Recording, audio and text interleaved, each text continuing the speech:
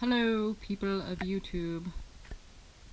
Today in this video I am showing you the SmartTiles that I bought and am installing in the kitchen area of the RV. I'm not done, obviously, but I have a start. These are the SmartTiles, and what this is this specially made sheets that they're a little bit three-dimensional, but they are like sticky on the back side. They're made out of this seems like pretty good quality, kind of a foil-like material, and then the front is, of course, looks like tiles, and they have different styles. Some of the tiles look like subway tiles. They've got others that are more rectangular and shaped.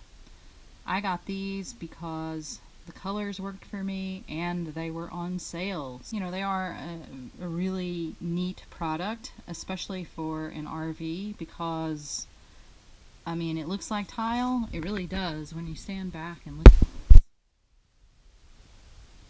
you can't tell that it's not real tile.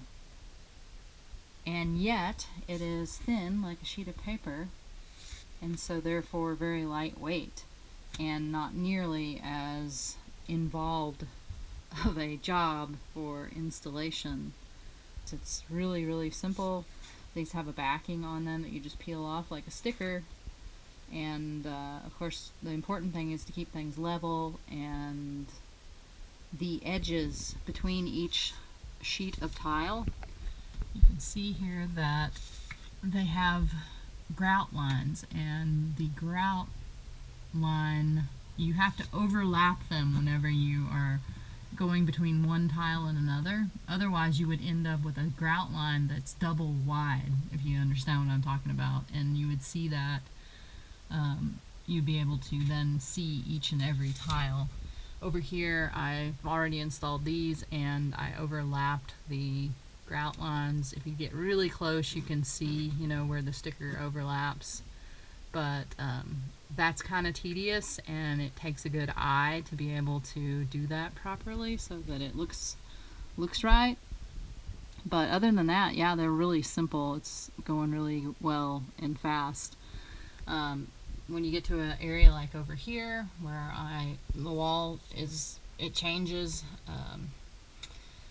then you have to measure and use an X-Acto knife and a straight edge to cut the tiles to the appropriate size to fit into that area or different areas. And that's not really that difficult either. It just takes time and attention to detail. So anyway, I'll come back and show y'all a little more. I'm going to show y'all how I cut a piece for an area that doesn't need a full sheet. You make your measurements so that you are going to have it the right size, obviously. Then I am just here I'm in the motorhome on the floor in the kitchen right next to the area where I'm working. So I've got this piece of wood to put underneath my sheet of tiles so that I'm not cutting on the floor, because I don't want to do that. Then I use this ruler as a straight edge, and this is a nice thick metal ruler, and I can't do it and film it because it's just me in here right now and I can't hold the camera, so what I'm going to do is just give you an idea. I use one hand to hold this in place, this ruler, so it doesn't move, and then I just take my X-Acto knife and I run it down this straight edge, pressing firmly to cut through, and there you go, easy peasy. Gives you a nice straight line, and you can cut your sheets to whatever size that you need. Okay, there we go. I used that technique that I showed you, and I cut my piece. Really simple.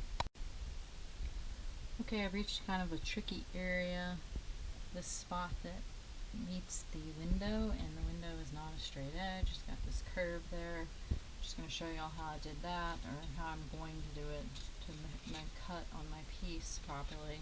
What I did is I took a sheet of the backing paper and I just held it up here, lined it up, and then I used my X-Acto knife and was able to cut around the edge of that window frame, the trim there, the metal trim, and cut the piece exactly to the shape. So then I'm going to use that as a template to draw the area that I need to cut onto my sheet. I have to be very careful when I'm cutting it, but shouldn't be a problem. I may even use scissors instead of the X-Acto knife for this part. I think it might just be easier to do that. One thing I would like to share with y'all that I think is a tip that makes placing each sheet of tiles easier, less troublesome, is, I'll just show you. I'm going to use a small cut-off piece here to demonstrate. When you're going to stick your tile, you just flip it over and you peel back just enough of the backing, and then just press down and fold that so it's out of your way. Then whenever you go to place the tile, you don't have to worry about all the rest of this, the sticky surface, especially useful when you're working with a really large, a full sheet of the SmartTiles. Then once you get the first edge that you've got peeled back with the adhesive revealed, once you get that in position and press down where it's adhered to your surface, you just peel the rest of this backing off and press down on the tile onto the surface where you want it to go as you pull this back. Just a little tip that I used that made it a lot easier, so I wasn't dealing with a, you know how it is when you've got a sticky surface, it wants to stick to everything, usually except where you're trying to put it. Anyway, here is the completed SmartTile installation in the kitchen.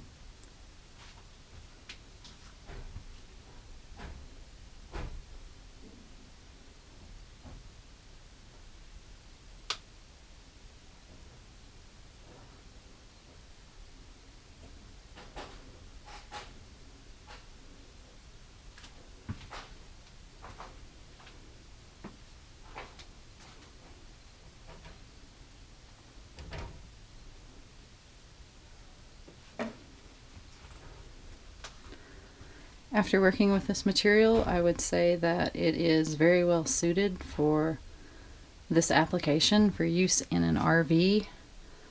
The things that make it really good for this are the fact that it is very lightweight. Here's a little piece of one of the sheets left over. It's flexible, and it's very easy to install. You just have to pay attention to details like, for instance, overlapping the seams.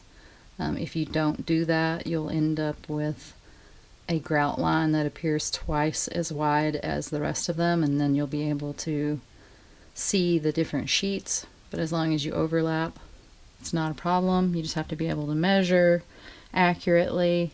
And then for spaces such as around this window where there's a curve, I think I showed how I did that.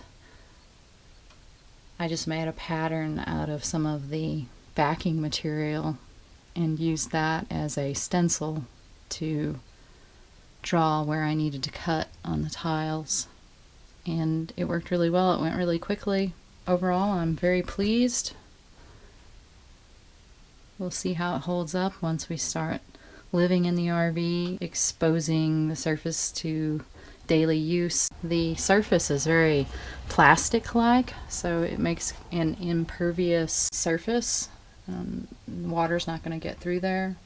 And SmartTiles website also says that it is okay to have it in spaces such as behind the stove. They give you clearances in inches, how far it should be away from a heat source, and I don't recall what that is, but if it's more than adequate here in this space, I would recommend this product, especially to someone who is using it in an RV. I think also this could be good for, you know, residential applications as well, where you want to have a tile look, but you don't want to spend the time or money that would be required to do it with real tile, because it's a lot more work.